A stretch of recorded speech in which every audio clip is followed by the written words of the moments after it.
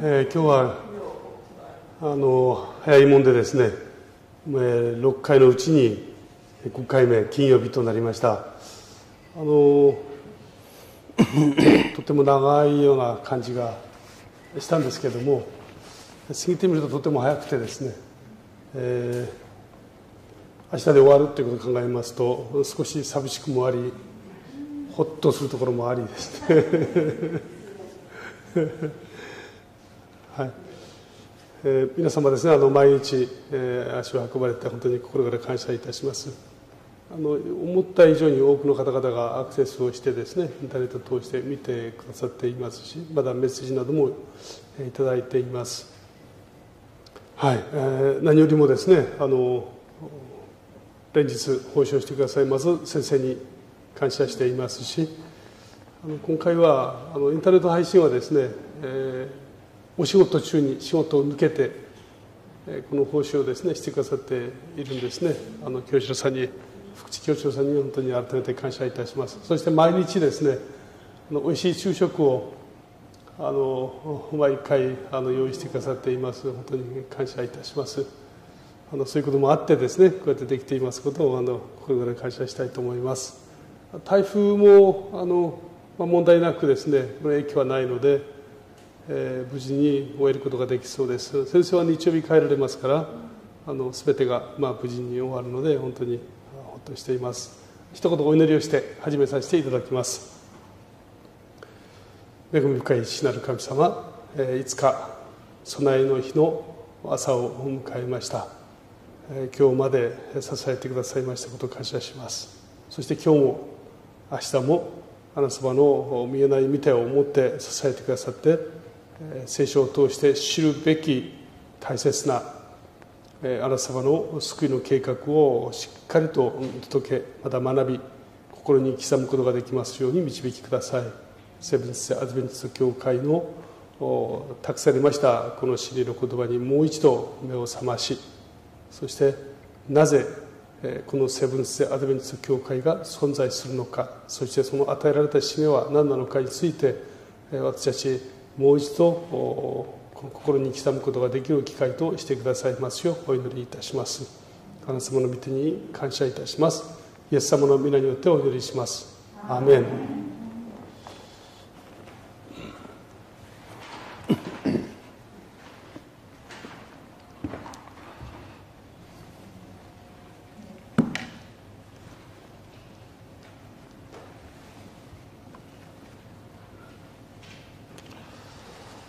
おはようございます。매일 아침마다 오셔서 1시간 반씩 앉아 계시느라고 수고들 많이 하셨습니다. 毎日ですね、朝教会に出席されて1時間半、この長い時間ですね、座ってお聞きになりますことを感謝いたします。 내일 안식일 빼고는 오늘이 이제 마지막 날입니다. 明日は安息日ですから、安息日を除けば今日が最後ですね。 그동안 예언에 대해서 조금 이해가 되셨습니까? いかがでしょうか。皆様の予言の理解に少し役に立ったでしょうか。 제가 한 15년, 꽤 오래전에 이제 오키나와에 와서 예언 세미나를 한 적이 있어요. 私がですね、15年ほど前にですね、沖縄で予言セミナーをしたことがあります。 근데 그때 이제 예언을 들은 다음에 이제 여기 오래된, 일본에서 오래전에 우리 교인된 분들이 저에게 한 말이 있어요. 今から15年ほど前ですから、その時ですね、お年を召した先輩のですね、信仰の方が、生徒の方が私におっしゃったことがありますね。 예언 설교를 20년 만에 들었습니다. 그래. この予言のメッセージ20年ぶりに聞きましたってこうおっしゃってました。 일본에서는 예언 설교를 잘 안 했던 것 같아요. 最近ですね、日本では、なかなか聞く機会がですね、少なくなったような感じます。 근데 예언은 재림 성도들에게 예언은 아주 중요한 겁니다. この予言のセミナーというのはですね、セブンス・アドベンチストにとってはですね、とっても大事なものなんですね。 제가 첫날 말씀드렸듯이 이 예언이라는 것은 이 어두운 데 비추는 등불과 같은 거예요. 初日申し上げました。この予言のセミナーというのはですね、予言の言葉は、暗闇の中を照らす灯火と言えますね。 이 세상의 정치가들이 온갖 계획을 세우고 온갖 일들을 벌이고 있지만 世の中の政治家たちはですね、歴史を作ろうとしてあらゆるこの力を加えていますけども、力を注いでいますけども、 그러나 결국은 하나님께서 예언하신 대로 가는 겁니다. しかし、この歴史はですね、神様の予言通りに進んでいきます。 믿으십니까? それを皆様お信じになりますでしょうか？ 인간이 아무리 일을 계획해도 하나님이 계획하신 대로 하나님의 뜻대로 결국은 결론이 나는 겁니다. 歴史の中で人間たちは計画を持ちますけども、それを実行していくのは神様でいらっしゃいます。 성경 예언에 의하면 어차피 세상 역사는 언젠가 끝나게 되어 있습니다. そして聖書の予言はですね、この世の歴史はいずれ終わることになっています。 오래 가지 않아요. それほど長いものではありません。 지금 예언적으로 보면 우리는 거의 세상 끄트머리에 와 있어요. この予言セミナー、予言の言葉を通してみますと、私たちはこの世の終わりにですね、今たどり着いていますね。 과연 이러한 시대에 누가 끝까지 살아남아서 하나님의 나라에 들어갈 것이냐, 이게 굉장히 중요한 거예요. ですからこの時代にですね、誰が最後まで生き残って神様の御国に入っていくことができるのか、とても重要なテーマですね。 그래서 오늘은 이제 계시록 12장을 가지고 누가 이 지구 종말에 살아남을 것인지에 대해서 공부하겠습니다. 今日はですね、黙示録12章を通して誰がこの終わりの時代に生き残るのだろうかについて確認いたします。 지구 종말에 누가 살아남을 것이냐? この終末の時代にですね、誰が生き残ることができるのだろうか。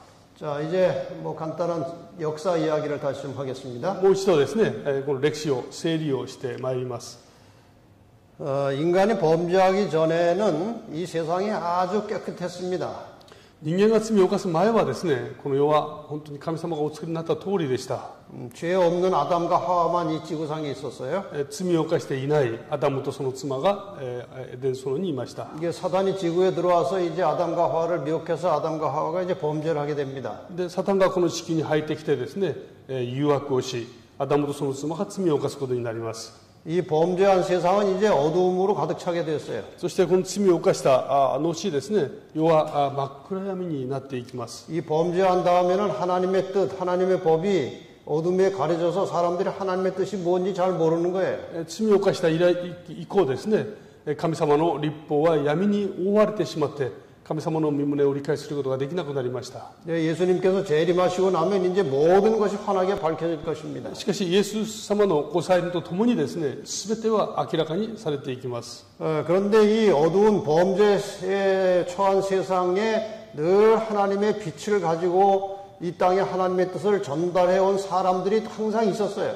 しかしこのような暗闇の世の中にあってもですね、絶えず神様のこの真理の光を持って貫いて伝えていた人々がいます。 수가 많지 않지만 늘 소수의 사람들이 하나님의 뜻을 깨닫게 되고 하나님의 뜻을 사람들에게 전하고 그렇게 해서 이어져 온 거예요.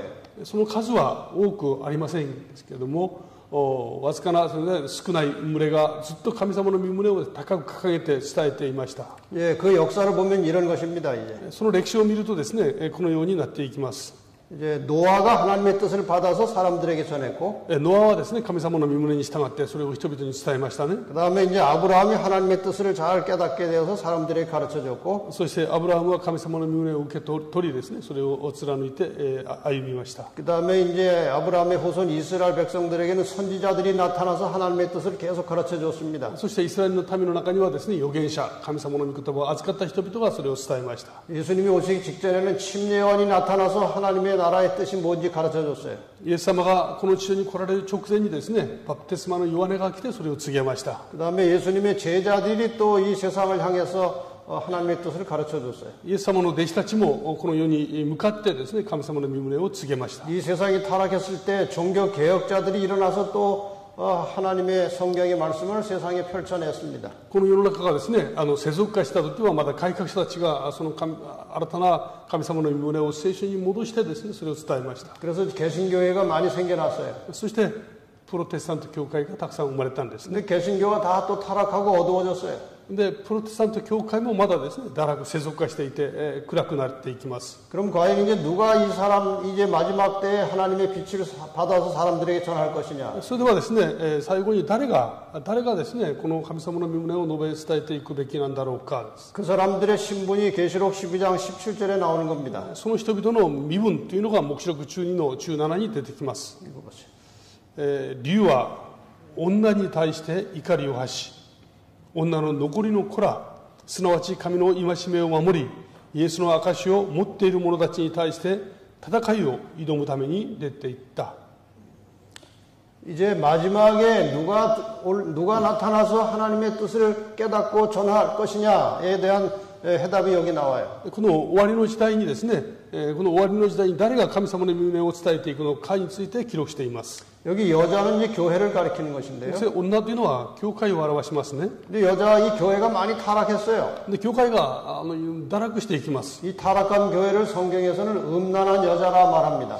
この堕落した女のことをですね、聖書はみだらな女と説明しています。 이렇게 타락한 교회 역사 속에서 남은 자손이 다시 또 태어납니다. でこの堕落した教会の歴史の中で残りの民が生まれますね。 근데 그 남은 자손은 하나님의 계명을 지키는 사람들이라고 그랬어요. でこの残りの民の特徴は神様の戒めを守るとあります。 그래서 이 개혁자들 이후에 이 개신교들 시대에 개신교가 많이 타락했을 때 이 남은 자손이 태어나서 하나님의 뜻을 또 바톤을 이어받는 것입니다. でそしてこのプロテスタント教会がですね、世俗化して堕落していった時に、この残りの民が残ってですね、そして神様の御旨を伝えていきます。 그런데 남은 자손 안에도 또 가라지 쭉정이들이 있는 거예요. ところがこの残りの民の中にもですね、まだ毒無意があります。 또 저쪽 어제 공부하신 대로 타락한 교회 안에도 하나님의 진실한 백성들이 또 있는 겁니다. そして昨日もですね確認いたしました。堕落した教会の中にもまだ神様の民が残っています。 그래서 이 남은 자손 중에서 쭉정이들은 떨어져 나가야 되고 そしてこの残りの民の中でですね、この毒無意は消え去っていきますね。 바벨론에 있는 알곡들은 또 일로 들어와야 돼요. でバビロンの中にもですね、まだこのちゃんとした麦、つまりちゃんとした信者たちがいるわけですね。 그런 일을 통해서 이제 하나님의 참된 구원받은 백성들이 만들어집니다. でそのような経緯を経てですね、誠の民が残ってまいります。 그 사람들을 가리켜서 14만 4천이라 그러는 거예요. その人々を指してですね、14万4千人と言います。 이게 세계 전체적인 역사예요. これがですね、全世界の歴史なんですね。 그럼 이제 계시록 12장을 펼쳐서 이 선과 악 사이에 진행되고 있는 이 싸움의 역사를 좀 보는데 네 단계로 이제 선악의 싸움이 크게 벌어지고 있어요. でこのですね、黙示録を通して、この神様とサタン、善と悪の戦いのですね、全体を4つの段階に分けて、確認いたしますね。 다시 한번 이 성경절을 봅시다. 여러분이 여러 번 봤던 성경절인데요. 何度も見ておられます聖書の御言葉を確認いたします。 여기 창세기 3장 15절에 創世記3の15です。 여자가 나옵니다. 女の人が出てきますね。女が出てきます。 그 다음에 용이 나와요. 너는 지금 뱀 용이에요. ここで言うお前、つまりこれは竜ですね。蛇ですね。 그 다음에 여자의 후손이 나와요. そして女の末が出てきます。 이렇게 싸우는 일이 나오죠. それでお互いにですね、戦うことになりますね。 근데 계시록 12장에 가면은 で黙示録12章に行きますと、 창세기 3장 15절에 나왔던 주인공들이 여기 또 나와요. 創世記3の15に出てきたその主人公たちがここにまだ出てきます。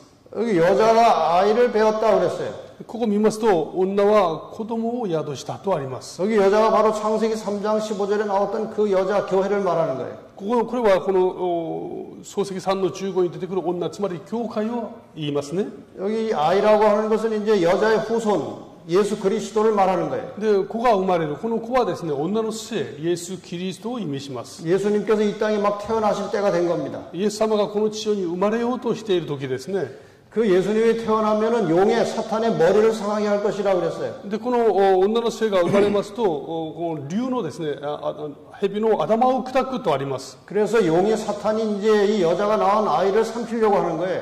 ですからこの竜はですね、この子が生まれたら飲み込もうとしています。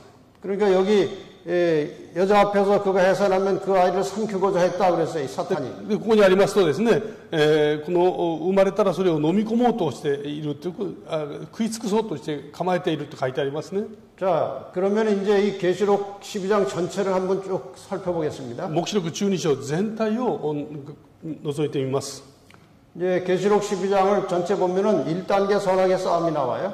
最初を見ますとですね、第1段階の善と悪の戦いが記録されています。 계시록 12장 7절로 9절에 보면은 黙示録12章7節から9節 이 선악의 첫 번째 싸움은 하늘에서 있었어요. この最初の戦いはですね、天において起こりました。 미가엘과 용이 싸웠다고 그랬어요. ミカエルと竜が戦ったとあります。 미가엘과 그의 사자들이 용과 그의 사자들과 싸웠다고 그랬어요. このミカエルとその御使いたちがですね、竜とその竜の使いたちと戦ったとあ 참 ります。 불행하게도 하늘에서 패가 두 개로 나눠졌어요. これ非常に不幸な出来事ですね。天において2つに分かれたんですね。 그 루스벨의 미혹을 받은 많은 천사들이 루스벨 편에 서게 되었고 でルシファーに惑わされた多くの天使たちがですね、ルシファー側に立ちました。 거기 루스벨에 넘어가지 않은 다른 많은 천사들이 또 예수님 편에 서게 되었어요. このルシファーにですね、惑わされていない天使たちはイエス様の側に立ちました。 그래서 하늘에 전쟁이 있었습니다. で天において戦争が起きたんですね。 그런데 그 루스벨과 그 천사 동조한 천사들이 이제 하늘에서 쫓겨났어요. ところがその結果はですね、竜とその残りの天使たちは天において負けて、そして追い出されました。 지금 이 세상에서 일어나고 있는 뭐 귀신 같은 모든 그런 이상한 일들은 전부 다 이 쫓겨난 사탄들이 하는 일이에요. 今世の中でですね、悪霊とか幽霊とかというような出来事がありますね。これは全てこの追い出された天使たちの技ですね。 이 사탄의 정체를 잘 모르면 사람들이 다 사탄에게 속게 돼 있어요. ですからこのサタンとその天使たちの正体を正しく知らなければですね、人々はみんな騙されるようになります。 그래서 1단계 싸움이 이렇게 끝나고 이제 2단계 싸움이 또 시작됩니다. これが1段階の戦いですね。2段階が始まります。 2단계 싸움은 계시록 12장 4절과 5절입니다. この第2の戦いはですね、黙示録の12章4節と5節です。 아까 보신 성경절이죠. さっき見てくださいました。 사탄이 예수가 태어나면 삼키기 위해서 계기하고 있는 거예요. このサタンがですね、イエス・キリストがお生まれになりますと、それを飲み込もうとして待機しているんですね。 그 여자가 해산하면 그 아이를 삼키고자 했다고 그랬어요. 女はその男を産んだら飲み込もうとしています。 근데 그 아들이 누군가 하면은 장차 철장으로 만국을 다스릴 남자라. 그건 예수 그리스도를 가리키는 겁니다. ここでですね、その男は誰かというと、やがて全世界を治めるですね、方、イエス・キリストを表します。 근데 그분이 나중에 다시 하늘로 올라갈 것이라고 돼 있어요. で、その方がやがて天に帰られるとありますね。 아이를 하나님과 그 보좌 앞으로 올려가더라 그랬어요. ここにありますね、天の神の身元に、その御座のところに引き上げられたとあります。 사탄이 예수를 죽이려고 계속해서 쫓아다녔어요. 悪魔はですね、イエス・キリストを殺そうとしていましたね。 십자가에 못 박았어요. そして実際に十字架に釘付けました。 근데 살아나서 하늘로 올라가셨어요. ところがイエス様は3日目に復活して昇天されたんですね。 그래서 인간은 구원을 얻게 된 겁니다. そして人間は救いが得られるようになりました。 자, 이제 세 번째 싸움이 벌어져요. 3つ目の戦いです。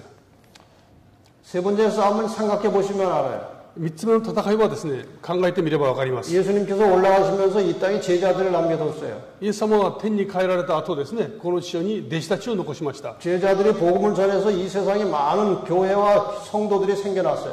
弟子たちは働いてこの地上にですね、多くのその教会とですね、信徒たちを残しました。 네, 그래서 사탄이 이제 이 교회를 핍박하는 겁니다. ですからこの悪魔はですね、この教会を迫害します。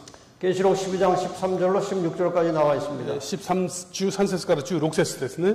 예, 용이 이제 남자를 낳은 여자를 핍박한다고 그랬어요. この竜はこの男を産んだ女を迫害する。 예수 그리스도를 태어나게 한 교회, 교회는 예수님은 하늘로 올라가셨고 이 땅에 교회만 남았어요. 그래서 교회를 핍박하는 겁니다. この女、つまり教会はですね、イエス・キリストを生んで、イエス・キリストは昇天されましたね。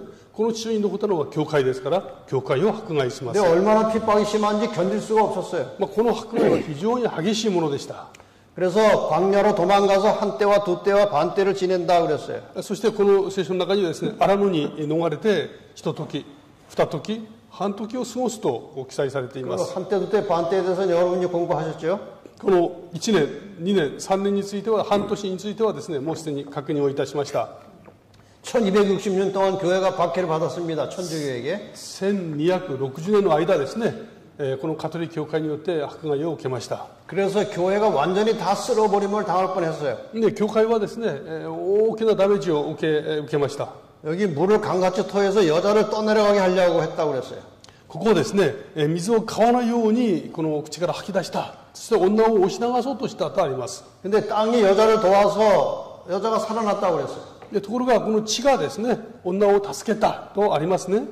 유럽에서 교회가 다 이제 망할 뻔했어요.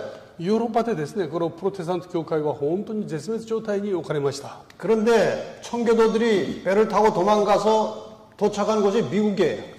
ところがそこでですね、聖教徒たちが船に乗って逃れてたどり着いたのがアメリカでした。 그래서 이제 미국에서 다시 교회가 살아난 겁니다. そしてアメリカでですね、教会はまだ蘇ったんですね。 땅이 여자를 도왔다고 하는 것은 미국이 이제 교회를 받아들여 가지고 거기서 이제 교회가 또 커져간 겁니다.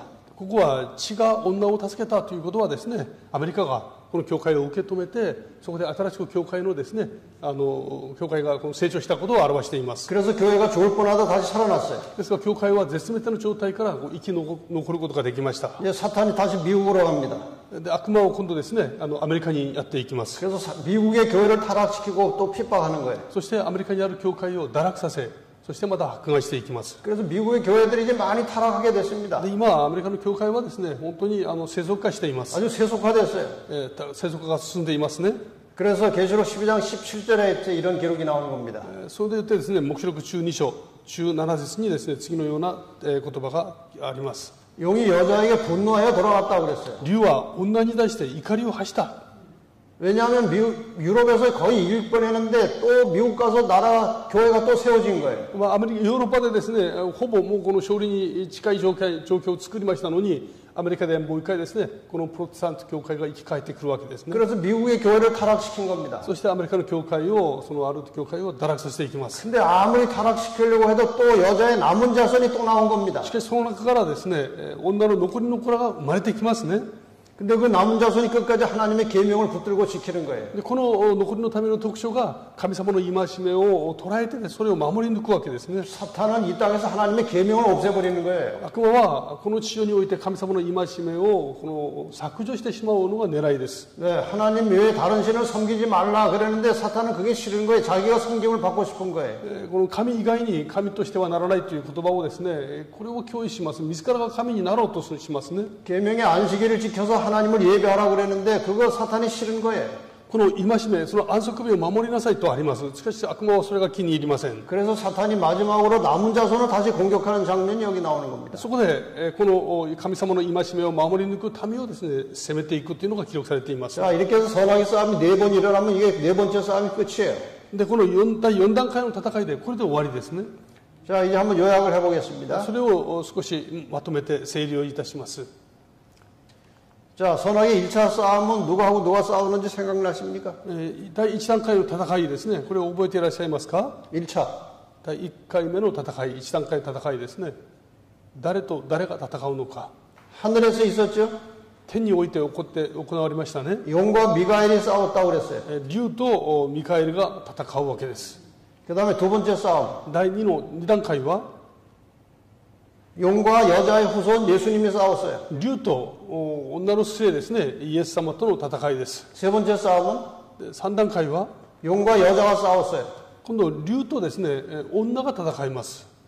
네 번째 싸움은 第4段階は 용과 여자의 남은 자손이 싸운 거예요. この竜とですね、女の残りの民との戦いです。 이렇게 해서 선악의 싸움이 4번 일어난 거예요. このようにですね、この善と悪の戦いは4段階にわたります。 이것을 전체를 요약해서 그림으로 보여드리겠습니다. これを全体をですね、ちょっとまとめて一枚の絵といたしますね。 자, 선악의 싸움 4번에 걸쳐서 진행됩니다. 善と悪の戦いの4段階ですね。 여자, 선과 악, 용이 싸웁니다. 善と悪の戦いです。 이게 이제 4번 싸우는 거예요. 4段階にこれ分かれるわけですね。 1단계. 第1段階。 1단계는 하늘에서 미가엘과 용이 싸웠죠. 1段階はですね、天においてミカエルとそして竜が戦いました。 용과 그의 사자들이 하늘에서 쫓겨났어요. でこの竜とその使いたちがですね、天から追い出されました。 여러분 이 순서를 잘 아셔야 되는데 この順番をよく理解される必要がありますね。 하늘에서 루시벨과 천사들이 쫓겨난 다음에 이 지구가 창조됐어요. 天においてですね、このルシファーと天使たちが追い出された後ですね、この地上においての創造が完成しました。 그래서 방금 창조된 지 얼마 안 되는 지구에 사탄이 들어온 겁니다. でこの創造されたばっかりの地球にですね、悪魔が入ってきました。 그런데 불행하게도 아담과 하와가 사탄의 미혹에 넘어가서 타락하게 됩니다. ところがですね、不幸にもアダムとその妻がこの誘惑に負けて堕落してしまいます。 인간이 타락하자마자 하나님께서 내가 너희를 구원하겠다 하고 약속하신 것이 지금 계속 공부하고 있는 창세기 3장 15절에 でこの堕落した時にですね、神様はこの救いの計画を示してくださるわけですね。それが創世記3の15です。 너희가 죄로 인해서 죽게 되었지만 여자의 후손 독생자 예수 그리스도를 세상에 보내서 그가 너희 죄를 대신해서 죽을 것이고 너희가 그를 믿음으로 구원 얻을 것이다. 그 원리가 창세기 3장 15절이에요. 罪を犯して滅びるしかない人々に対してですね、身代わりのその救い主を送ってくださり、主の身代わりの死によってですね、すべての人々は救いを得ることができるという道が備えられました。 그래서 두 번째 싸움은 이제 여자의 후손 인간을 구원하러 이 땅에 내려오신 예수 그리스도를 사탄이 공격하는 겁니다. で第2段階はですね、この人々を救うために来られたイエス・キリストをサタンが攻撃する、その戦いがですね、第2段階なんですね。 그래서 사탄이 태어날 때부터 예수를 공격한 거예요. ですからサタンはですね、イエス様が生まれる前からこの攻撃をし続けたわけです。 태어나기 전부터 예수를 태어나게 할 혈통인 이스라엘을 다 죽이려고 그랬어요. 예수 못 태어나게 하려고. イエス・キリストが生まれる前からですね、イエス・キリストを生むであろうイスラエル民族の抹殺を図ったわけですね。イエス様が生まれないように。 그런데 하나님께서 이스라엘 민족을 다 보호하셨고 이스라엘 민족 유다 자손을 통해서 예수님이 태어나셨어요. しかし神様はそのイスラエル民族を守られました。そしてそのユダ族を通してイエス様がお生まれになったんですね。 태어나자마자 죽이려고 그랬죠. で生まれたらすぐ殺そうとしたんですね。 헤로드 왕이 이 소식을 들었어요. ヘロデの王がですね、その救いこの世の王が生まれたという話を聞きました。 그래서 동방 박사들에게 예수 찾으면 나한테 알려달라고 그랬어요. そしてこの博士たちにですね、その王が生まれた場所が分かったら私に知らせてくれと言ったんですね。 그런데 동방 박사들이 천사의 지시를 받고 예수님을 만난 다음에 그냥 자기 나라로 가버렸어요. しかしこの博士たちはですね、天使から啓示を受けて、王に知らせる必要がないと言ってですね、そのまま国にイエス様の誕生を祝って国に帰ってしまいました。 헤롯이 아무리 기다려도 동방 박사 안 오는 거예요. でヘロデはですね、いくら待ってもこの博士たちが帰ってきません。 그래서 화가 났어요. まあ怒り狂うわけです。 그래서 그 베들레헴 중심으로 해서 그 지역에 2살 이하 어린 아이들을 다 죽이라고 그랬어요. ですからこのベツレヘムですね、とその周辺で生まれた子供たちを2歳以下の子供たちを全滅させなさいということに命じたんですね。 그럼 예수도 당연히 죽을 것이니까. 当然イエス様もそこで殺されることになるはずですよね。 그런데 예수님은 천사의 그 요셉과 마리아는 천사의 지시를 받고 애굽으로 이미 도망갔어요. しかしそのエジプトのそのマリアとヨセフはですね、天使から啓示を受けてエジプトに逃れていきます。 그래서 그 당시에 그 지역에 2살 이하의 아이들이 억울하게 다 죽었어요. ですからその当時ですね、その地方で生まれた2歳以下の男の子たちは全員殺されたんですね。 예수님께서 재림하실 때 그 아이들은 부활시켜서 구원해 주실 것입니다.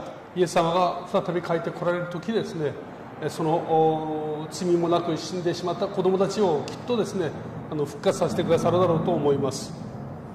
결국 예수님이 이제 자라나고 그 다음에 예수님 하시는 모든 일을 할 때마다 계속해서 예수님을 시험하고 공격하고 죄짓게 만들려고 사단이 계속해서 일을 했습니다. イエス様がこの地上でのですね、この生涯を歩まれた時もサタンは絶えずそばにいてイエス様のこの働きを妨げ、イエス様の働きを止めようとしたんですね。 그러다 마침내 십자가에 돌아가셨어요. やがてイエス様は十字架にかかって死なれました。 아직 죄도 안 짓고 무죄한데 십자가에 못 박혔어요. 罪のない方が身代わりの死を遂げてくださったんですね。 그래서 우리 인간의 죄값을 대신 지불하신 것입니다. 私たちの罪の代価をですね、あそこで払ってくださったんですね。 그래서 우리가 예수를 믿으면 죄가 다 용서되고 죄가 용서되었기 때문에 하나님 나라에 들어가서 다시 살 수 있게 된 거예요. イエス様を信じればですね、その罪はすでに払われていますので、神様の前で罪のないものと見なされますね。 우리가 나중에 하늘나라에 가면은 아담과 하와도 만나게 될 겁니다. やがて私たちが天に行けばですね、そこでアダムとその妻に会うことができます。 꼭 만나게 되기를 바랍니다. 必ず会いたいものですね。 드디어 이제 예수님과 싸우면서 사탄은 또 졌어요. このイエス様との戦いの中でサタンは敗北が決定しました。 이제 세 번째 싸움이에요. 第3段階の戦いですね。 아까 공부하신 대로 세 번째 싸움은 예수님은 하늘로 가셨고 이 땅에 교회와 성도들이 남았기 때문에 그 교회와 성도들을 이제 사탄이 공격하는 겁니다. この3段階の戦いはですね、イエス様が復活された後、昇天に帰られました。 자, 이제 하나님의 교회를 핍박합니다. ですから、この地上に残ったこの教会、これをですね、悪魔は攻撃します。 이제 이 교회를 세상의 세력들이 공격합니다. で、この教会をですね、この世の勢力が攻撃をしていきます。 첫 번째는 이제 로마 제국이 하나님의 교회와 성도들을 핍박했어요. 最初はですね、このローマ帝国が神様の教会を攻撃しました。 근데 로마 제국이 교회를 핍박할 때는 실패했어요. で、このローマ帝国がですね、教会を攻撃したときは、その成功を収めることができませんでした。 핍박을 하면 할수록 교인들이 자꾸 더 늘어나는 거예요. この迫害すればするほど教会はですね、成長していたんですね。 그 예수 믿는 사람들 잡아가던 군인들이 막 교인이 되는 거예요. イエス・キリストを信じる人々を捕らえていた兵隊さんたちがクリスチャンたちになっていきますね。 그 왕족들과 귀족들이 자꾸 교인이 되는 거예요. そしてその王族と貴族たちがですね、感動を受けて神様イエス様を信じるようになります。 그래서 사탄이 핍박을 해봐야 소용이 없다는 것을 사탄이 알았어요. そこで悪魔は気づくわけですね。これは迫害は効果がない。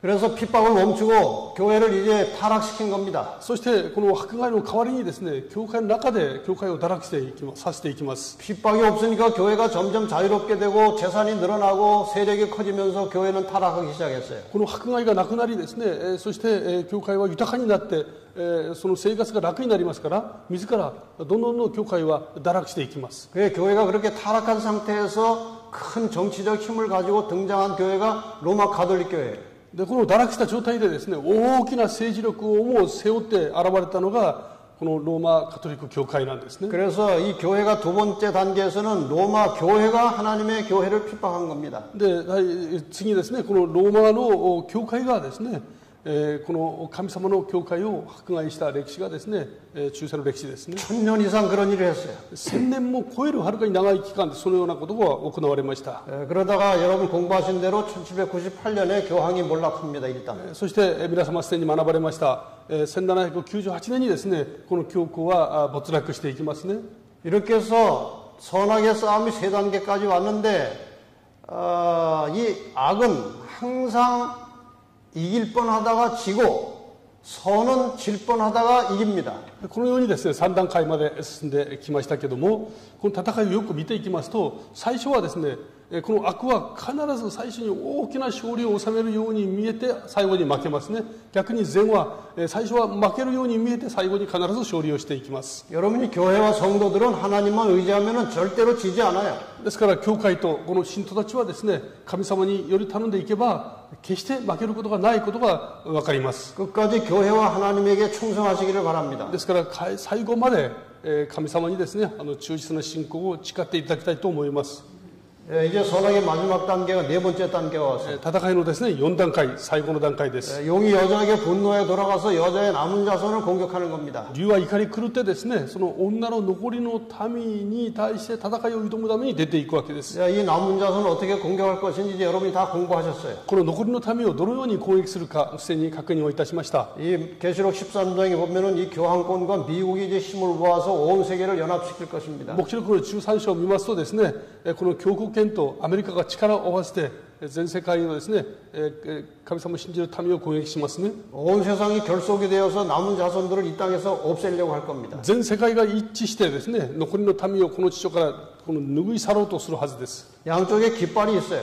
両方はですね、この旗があります。 이쪽에는 일요일이라는 깃발이 있고 この悪の側は日曜日のですね、旗があって、 남은 자손들에게는 안식일 깃발이 있어요. 残りの民にはですね、安息日の旗があります。 어느 깃발 아래 서느냐가 우리 개인의 영원한 운명을 결정하는 것입니다. どの旗のもとに立つべきかということをですね、一人一人がそれを決めることになります。 이 일요일은 인간의 전통이고 인본주의 신앙이에요. この日曜日はですね、人間の伝統であり、人が中心となりますね。 안식일은 하나님의 계명이에요. しかし、この安息日はですね、神様の戒めなんですね。 그래서 이 마지막 시대는 하나님의 계명과 인간의 계명이 충돌하는 것이 선악의 마지막 싸움의 중요한 관점이에요. ですからこの最後はですね、人間の戒めと神様の戒めの衝突、戦いとなるんですね。 이 싸움이 끝나면 예수님이 이제 재림하시는 겁니다. この戦いの最後にイエス様が再び帰ってこられます。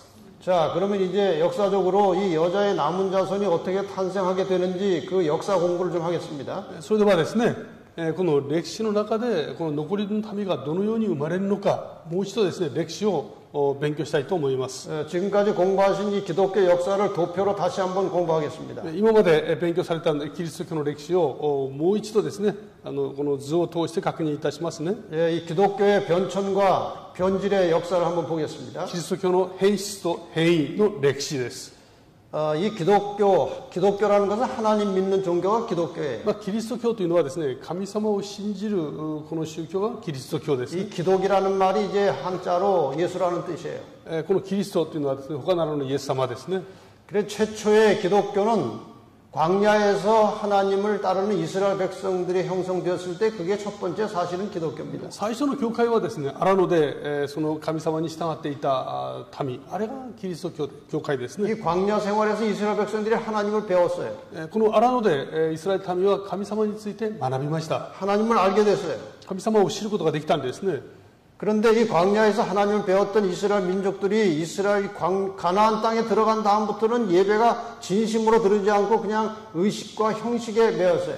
この人々がですね、カナンの地に入っていてからはですね、その礼拝のあり方が形式化していきました。 그래서 이 광야 교회가 형식화돼 버렸습니다. ですからこのカナンの教会ですね、荒野の教会が形式化していたんです。 이렇게 형식화된 광야 교회가 결국은 무엇이 되었는가 하면 이제 유대교가 되는 것입니다. この形式化した教会がやがてですね、ユダヤ教になっていきますね。 예수님께서 이 세상에 오셨을 때는 이스라엘의 유대교가 지배를 하고 있었습니다. 그때 예수님께서 오셨어요. イエス様がこの地上に来られた時はですね、ユダヤ教はとても形式化していきました。その時イエス様が来られたんですね。 예수님께서 이제 34년 반 사시면서 이 제자들을 양성하셨습니다. このイエス様は33年半生きられて、そして弟子たちを育てました。 이 제자들이 복음을 전파함으로써 이 땅에 초기 교회가 탄생합니다. この弟子たちが福音を述べ伝えて、この地上に初代教会が生まれます。 근데 이 초기 교회가 이제 핍박을 받으면서 나중에는 이 로마 제국의 영향을 받고 그래서 이교화돼 버려요. この初代教会はですね、やがて迫害を受け、そして後に異教化していきますね。 이 초기 교회가 이교화됐다는 말은 무슨 뜻인가 하면은 태양신을 많이 이제 섞여가지고 기독교와 태양신이 이렇게 섞어져 버린 거예요. 異教化したというのはどういう意味かというと、教会とですね、太陽神を信じる人々が中に入ってくることによって教会が混ざってしまったことを表します。 이렇게 해서 기독교와 태양신교가 합쳐진 상태에서 태어난 교회가 이제 그 다음에 가톨릭 교회. このキリスト教がですね、太陽神を信じる人々と混ざって、そしてごっちゃ混ぜになって生まれた教会が、これがキリスト教、カトリック教会です。 이 가톨릭 교회가 이제 아주 심각하게 타락했을 때 종교 개혁자들이 일어나죠. このカトリック教会が深刻にですね、堕落していた時に生まれてくるのが改革者たちです。 이 종교 개혁자들에 의해서 이 땅에 성경 중심의 개신교회가 탄생합니다. この改革者たちによってですね、聖書を中心とするプロテスタント教会が生まれます。 그러나 개신교회도 세월이 오래 지나면서 다시 세속화돼요. でこのプロテスタント教会も時間とともにですね、世俗化していきますね。 인간의 역사는 시간이 지나면 지날수록 악하게 되고 안 좋게 됩니다. 人間の歴史はですね、時間が経てば経つほど悪くなっていきますよね。 그래서 이 개신교가 이제 세속화됐어요. プロテスタント教会は世俗化していきます。 왜 그러냐면 성경대로 한다고 시작했는데 시간이 갈수록 성경대로 안 하고 자꾸 다른 것들이 교회에 들어와서 교회가 세속화된 거예요. プロテスタント教会のこの歌い文句はですね、聖書に戻ろうということでした。ところが時間が経てば経つほど聖書に従わない。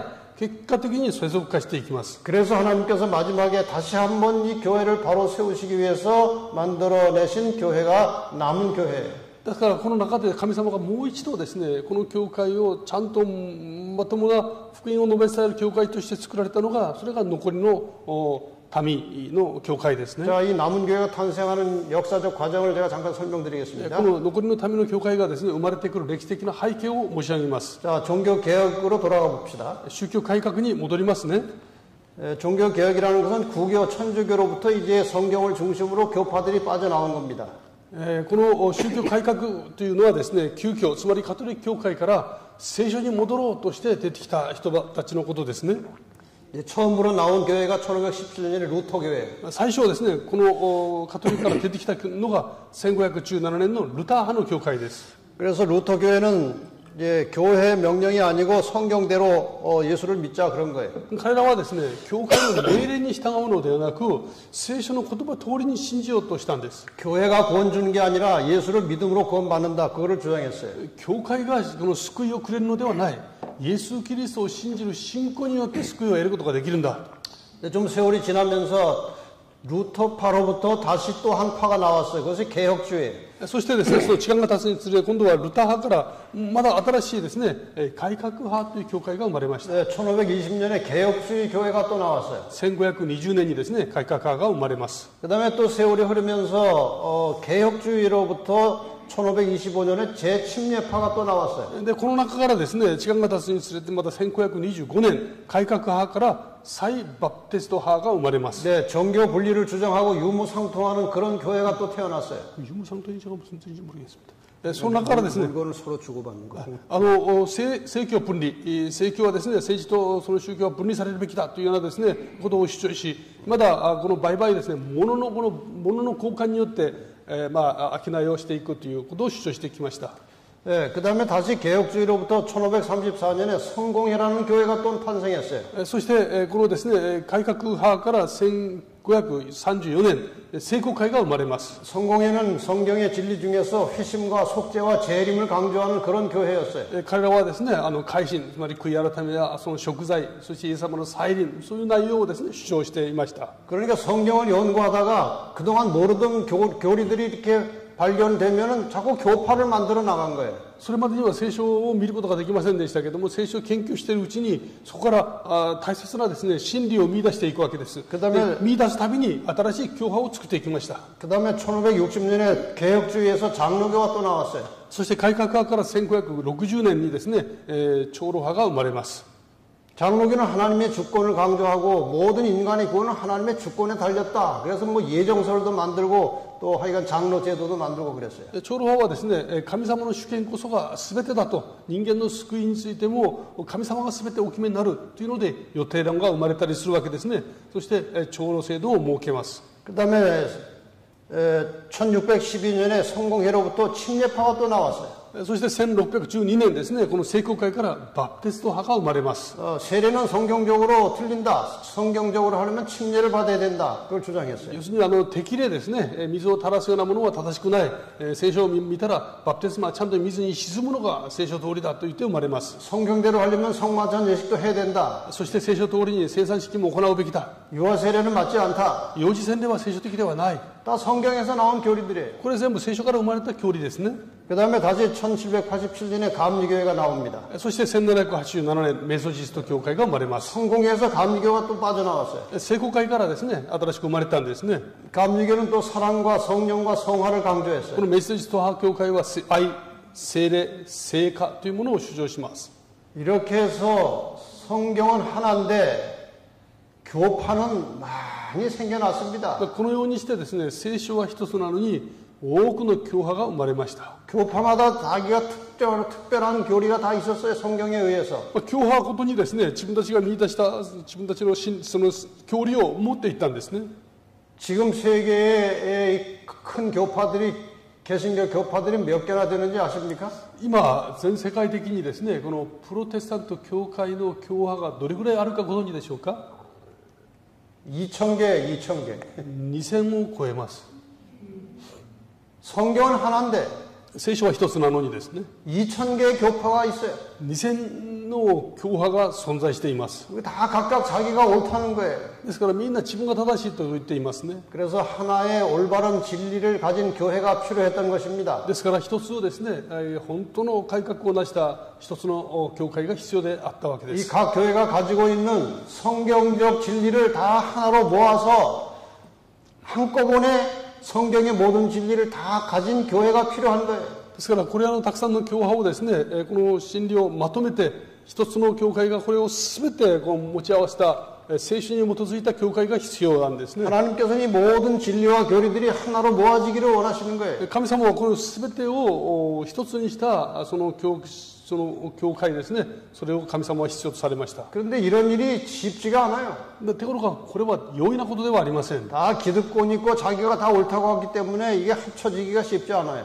それぞれですね、共和国と自分たちの既得権というのがありますよね。自分が正しいと主張するそういうものがありますから一つになることは容易なことではないんですね。 그런데 이런 일이 벌어진 것입니다. ところが次のようなことが起きました。 19세기 초는 이제 1800년대를 말하는 것입니다. 19世紀の初めは1800年代を表します。 종교개혁이 진행되던 16세기부터 18세기까지는 이 개신교에 대한 천주교의 박해가 아주 심했습니다. 宗教改革が行われていました16世紀から18世紀にはですね、カトリック教会からのこのプロテスタント教会へのこの迫害が非常に激しかったです。 근데 18세기 말에 천주교가 이제 망했습니다. 천주교 교황이 이제 몰락을 했고 성경이 막 만들어지고 성경을 자유롭게 공부할 수 있는 세상이 됐죠. ところがこの18世紀終わりにですね、教皇が没落したんですね。それから聖書がどんどん出版されて、皆さんが誰でも聖書が読めるような時代になってきたんです。 근데 여기 윌리엄 밀러라는 사람이 있었어요. その時ですね、ウィリアム・ミラーという人がいました。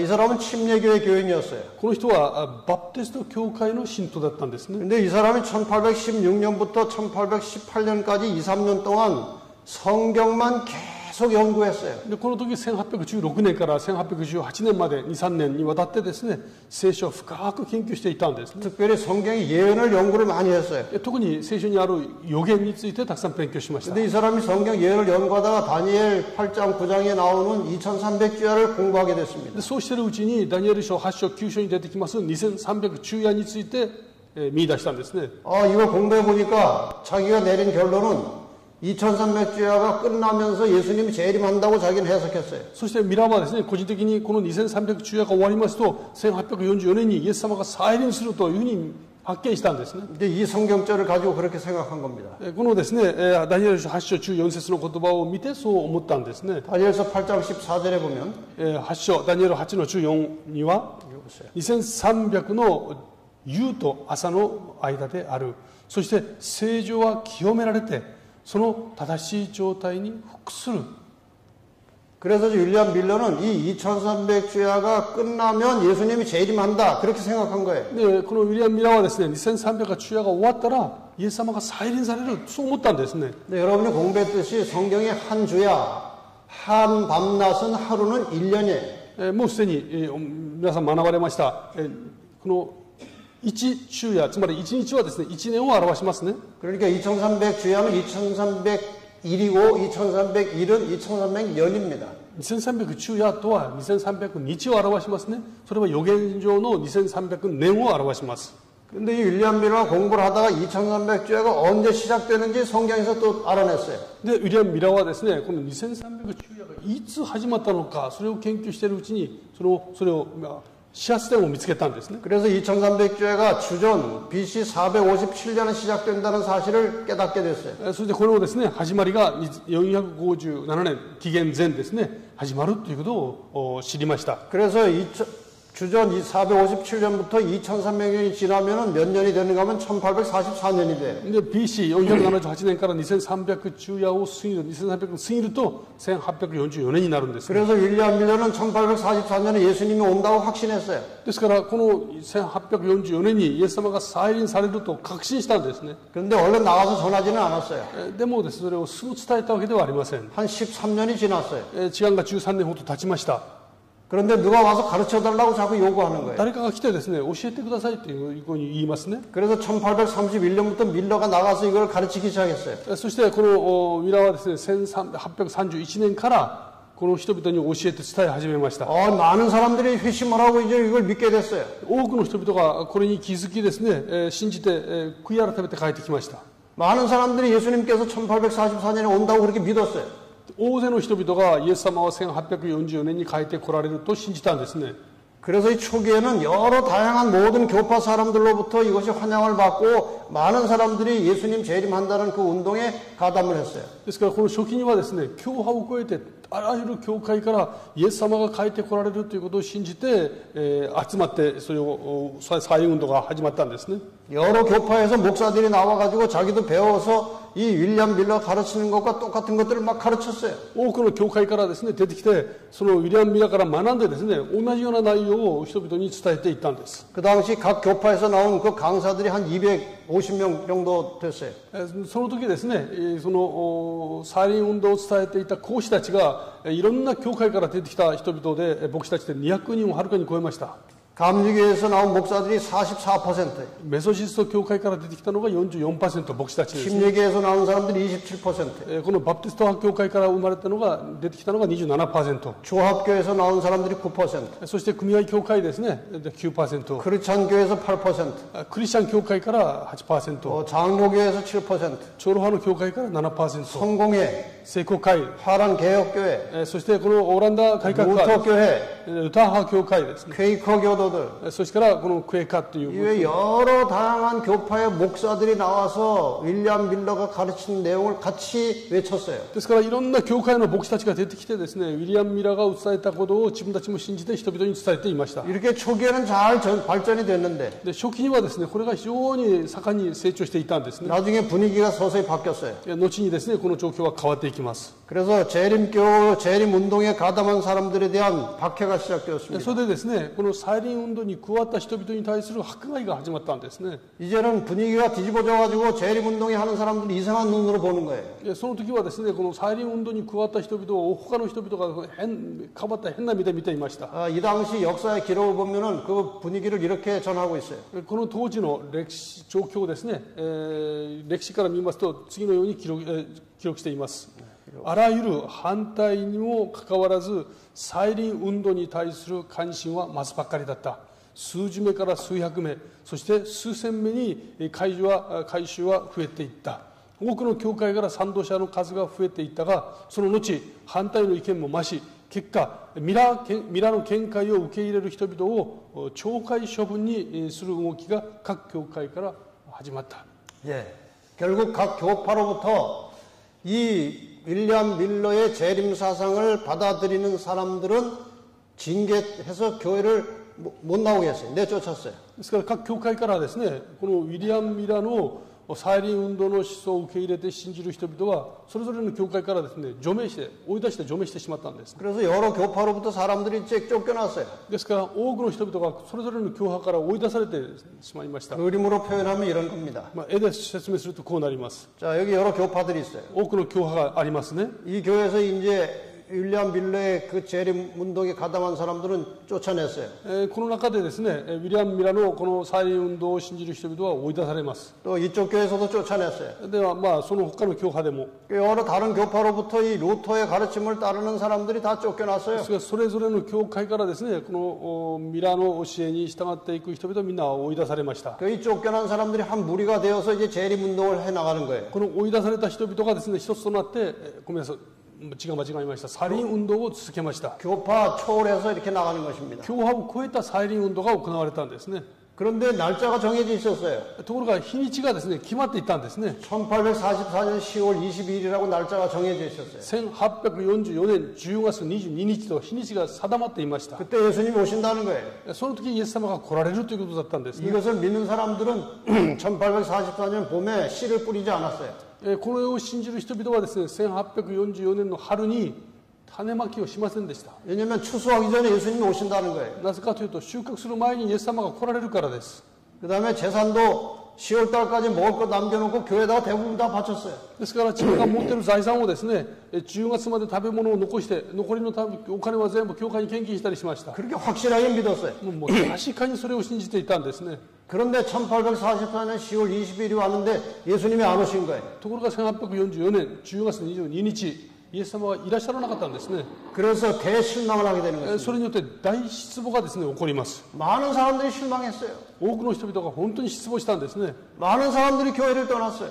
たくさんの人々が教会から離れました。이 사람들이 어느 정도 확실하게 믿었는가 하면요. この人々がどれぐらい確かな思いを持って信じたかというと、 미국에 여기에 관련된 유적들이 있어요. これに関連するですね、遺跡が残っていますね。 여기 널찍한 바위가 있죠. ここにですね、広い庭があります。 이 바위를 승천바위라고 그래요. この庭をですね、昇天の岩と言います。 막힌 데가 없이 하늘이 잘 보여요. ここはですね、何も妨げるものがない、周りがよく見える場所でした。 재림을 기다리는 사람 이 바위에 다 올라가가지고 이 동네 사람들이 하늘을 쳐다보고 있는 거예요. 예수님 오시길 기다리고.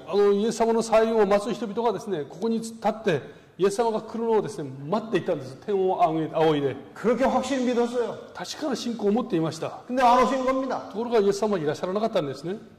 그때 상황에 대해서 이렇게 재림 교회사에 기록하고 있어요. その時のことをですね、このSM ですね、再臨の教会の歴史の中に記録されています。私たちは夜12時になるまで主を待った。しかしその日はそのまま過ぎて行き、私たちは失望だけが残った。以前には一度も経験したことのない悲しみが全身を襲った。この地上のすべての友人を失ったとしても、こんなに悲しくはなかっただろう。私たちは夜が明けるまで泣いてまた泣いた。 이것이 여러분들이라면 마음이 어떻겠어요? もし皆様がこのような経験をされたらどんな思いでしょうか。 정말 실망스러운 일이었어요. きっと大きな失望を味わったと思いますね。 그런데 왜 하나님이 이런 일을 허락하셨을까 이거예요. ところがなぜ神様はこのようなことをお許しになったんでしょうか。 자, 각시대 대쟁투에 이런 말씀이 나옵니다. 各時代の大総統にですね、次のようにあります。 이 대실망한 후에 이런 알곡과 가라지가 나누어지는 일이 벌어졌어요. この大失望の後にですね、麦と毒麦が分けられるようなことがありました。 자, 이 글을 한번 읽어봅시다. ちょっと読んでみたいと思います。神の御言葉に信仰の土台を置かず、人々の意見に信仰の基礎を置いた人々は、この時直ちに彼らの見解を変えた。意志が弱く恐れている人々は、嘲笑う人々と一緒になって二度と主を恐れたり再臨を待つ必要などはないと主張した。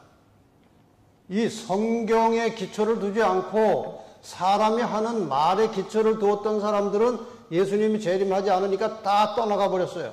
この聖書に信仰のもといを置かずですね、人々の言葉に信仰のもといがあった人々はイエス様が再臨しないということが分かった途端ですね、みんな離れていきました。 즉시로 태도를 바꾸고 반대편으로 가가지고 나도 뭐 그럴 줄 알았다 뭐 그런 식으로 얘기를 한 거예요. 要するにですね、この状況から一気に自分の気持ちを変えてですね、あの時は自分もおかしいと思ったというような感じで変わっていくわけです。 그러나 이런 사람들이 또 있었어요. しかし一方ではですね、こういう人たちもいました。熱心で真実な信徒たちはキリストのために全てを捨てて以前よりも増してキリストの前に進み出た。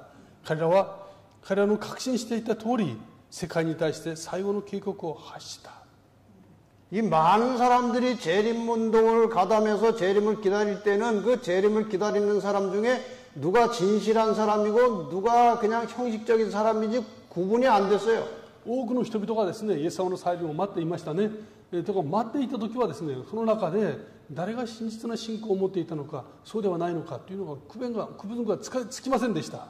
그런데 이 대실망을 하면서 형식적이고 그냥 분위기에 휩쓸려서 재림 기다리던 사람들은 다 떨어져 나갔어요.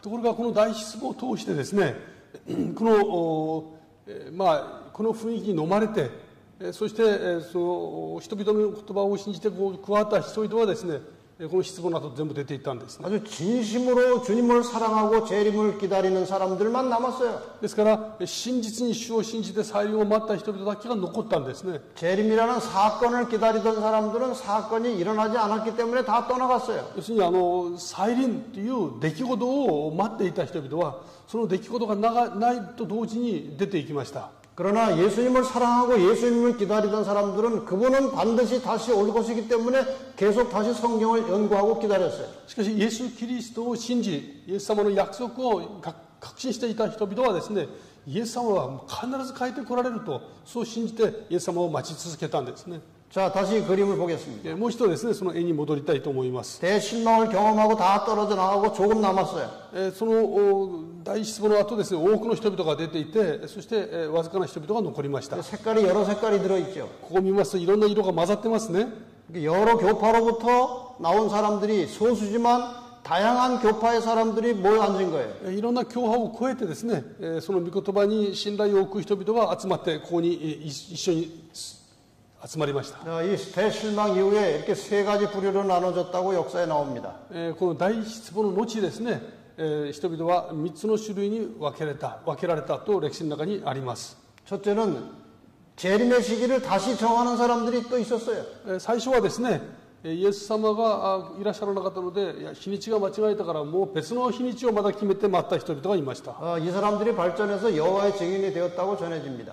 この人々がですね、成長してエホバの証人になったという話を聞きます。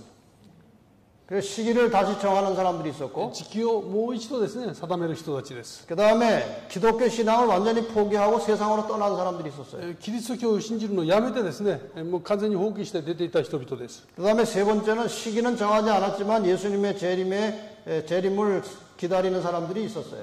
でもう一つはですね、時期を定めることなくイエス様は必ず帰ってこられると思っていた人々がいます。 이 사람들이 나중에 재림교회의 모체가 되는 것입니다. この人々がですね、後のセブンス・デー・アドベンチスト教会の母体となっていたんですね。 자, 이제 이 밀러의 재림운동이 어떤 의미와 결과가 있었는지 한번 다시 점검해 보겠습니다. このミラノ再臨運動のですね、意味とその結末をもう一回確認したいします。 이전에는 각 교파끼리만 딱딱 따로따로 떨어져 있었고 서로 간에 교류가 없었어요. 以前はですね、教会生活というのは教派ごとに行われました。お互いの交わりなんかなかったんですね。 근데 이 재림운동의 여파로 교파를 초월해서 다양한 교파의 신자들이 서로 접촉하고 교제할 수 있는 기회가 만들어졌어요. ところがこの再臨運動の後ですね、教派を超えた多様な人々が集まって、その信仰的な交わりを深めることができました。 그 다음에 종교 암흑시대 동안에 재림에 대한 생각은 까마득하게 잊어버리고 있었는데 이 밀러의 재림운동을 통해서 예수께서 재림하신다는 그 신앙이 상당히 많이 이제 고조되고 살아났어요. でこの宗教的なですね、暗黒の時代ってありましたね。宗教的な暗黒の時代はイエス様の再臨のことは全く忘れていましたけれども、このミラノ再臨運動を通してもう一度イエス様が帰ってこられるんだということに関心が高まりました。 그 다음에 이제 대실망을 경험하면서 진실하고 경건한 그리스도인들과 명목삼의 형식적인 그리스도인들이 분리됐어요. そしてこの大失望経験を通してですね、本当のクリスチャンと形式的なクリスチャンが分けられました。 그래서 결과적으로 각기 다른 교파로부터 출교되어 나온 사람들이 함께 모여서 각 교파의 성경적 교리들을 서로 의논하면서 교리들을 다 하나로 모았어요. でこの結果ですね、各教派ごとに見出していた真理を持ち出して、お互いにですね、その教派を教科から出てくる聖書から出てくる真理を協議するようになりました。そして一つの真理を見出したんですね。 이게 아주 굉장히 중요한 사건이에요. これはとても重要な出来事でした。 그전에는 각 교파가 다 흩어져 있었는데 前は以前その教派が全部バラバラでしたけども、 이 교회도 성경적 교리를 몇 개 가지고 있고 この一つの教会がいくつかの聖書的な教理を持って真理を持っていました。 또 다른 교회도 성경적 교리를 가지고 있어요. もう一つの別の教会も自分なりのですね、見出した真理を持っていたんです。 예를 들어 어떤 교회는 성경적으로 침례가 맞다고 침례 주는데 다른 교회들은 침례 주지 않아요. 例えばですね、周りの教会はみんな適齢、水で適齢をする。ところが、いや、バプテスマ、ちゃんと水に沈められるのが正しいんだという教理を持つ教会がありました。 어떤 교회는 재림을 강조하는데 다른 교회는 재림을 강조하지 않아요. 他の教会は再臨についてあまり語らない中で、再臨を強調する教会がありました。 또 어떤 교회는 안식일을 지키는데 다른 교회는 안식일을 지키지 않아요. 他の教会が守っていない安息日が大事だと守る教会もありました。 근데 성경적으로 하려면 다 해야 되는 거예요. ところが聖書的に見出そうと思ったら、これ全部守らなきゃならないわけですね。 그런데 이 재림운동의 실패의 결과, 실망의 결과로 여러 교파의 사람들이 같이 모여 앉아가지고 자기가 가지고 있는 성경의 교리들을 다 하나씩 연구해 가면서 하나씩 모은 거예요. ところがこの再臨運動の大失望の後ですね、いろんな教派の人々が集まって、自分たちが見出したその真理をみんな出し合ってですね、一つの真理をまとめたんですね。 여러분이 우리 미국에 있는 대청의 본부에 가면은 2층에 이 그림이 걸려져 있어요. 世界総会に行きますとですね、世界総会2階の建物の中にこの絵が描いてあります。 이게 무슨 그림인가 하면은 これどういう絵かというと、 이 당시에 이 대실망 이후에 여러 교파의 사람들이 아주 진실하고 성실하고 정직한 그리스도인들이 각 교파로부터 나와서 함께 모여 앉아서 각각의 교파가 가지고 있는 성경적 교리들을 내놓고 서로 검토하고 의논해서 맞으면 다 같이 믿기로 하고, 또 이 교파에서 가르치는 교리가 맞으면 또 다 같이 지키기로 하고, 이렇게 해서 의논하고 검토하면서 하나가 되는 그 과정의 그림이 이렇게 나와 있어요. この再臨運動の後ですね、失望した人々が集まって、そして真実に忠実に神様を信じる人々がですね、自ら信じる信仰をここで表明し、そしてそれをみんなで聖書を通して確認して、それが正しければみんなでそれを信じることにする。また別の教会が、そう自分たちが信じている教理を出してですね、それをみんなで確認をして、それが正しければみんなで信じることにする。その光景をですね、絵にして飾ってあるわけです。 이렇게 해서 각각 흩어져 있던 교리들이 서서히 하나로 모아지기 시작한 겁니다. つまり、散らばっていたこの教理がですね、一つとなって、そして一つの真理を見出すことができました。 1831년 재림운동의 그림을 다시 봅시다. 1831年からの再臨運動の絵です。 이 재림운동할 때 많은 교파 사람들이 하나로 모였어요. この時ですね、多くの教派が集まりました。 루터파에도 나왔고, ルターの教会も集まりました。 감리교도 나왔고, メソジストの教会、 성공회도 나왔고, 聖公会もですね、 제7일 침례교도 나왔고, 第7日バプテストの教会、 장로교도 長老 나왔고, 派の教会、 개혁주의교회, 改革派教会、 침례파, そしてバプテスト派、 대침례파, 再バプテスト 이 派、 외에도 많은 교파들이 이 재림운동에 같이 가담을 했어요. いろんな教派がですね、この再臨運動に加わりました。 그런데 1844년에 대실망을 통해서 많은 사람들이 떨어져 나갔어요. ところが1844年ですね、大失望を通して人々が出ていきました。 그러나 소수의 남은 사람들이 같이 모인 거예요. ところがですね、少数の人々がそこで残ったんですね。 그래서 성경 연구를 같이 한 겁니다. そこでもう一度ですね、聖書を研究し直しました。 그래서 성경 진리를 다 하나로 모았어요. そして聖書のですね、真理を一つに集めたんですね。 이렇게 해서 탄생한 교회가 제7일 안식일 예수의 이름 교회. このようにして生まれた教会がそのセブンステーアドベンチスト教会なんですね。 그래서 이 재림교회는 성경의 모든 진리를 하나로 모아서 완성된 남은 교회가 된 것입니다. このようにしてですね、このセブンステーアドベンチスト教会は聖書にある真理を見出して、それを一つにして生まれた教会なんですね。 이것이 1860년이에요. これが1860年です。 그래서 재림교회 생긴 탄생한 해는 1860년이에요. ですからこのエステ教会が生まれたのが1860年なんですね。 자, 그런데 어느 천주교가 이제 이 비판한 책에 보면은 이런 내용이 나와요. で、あるカトリック教会がですね、この教会を批判した内容が次のように書いてあります。 자, 이 책에서 이제 안식일 교회를 이제 비판한 거예요.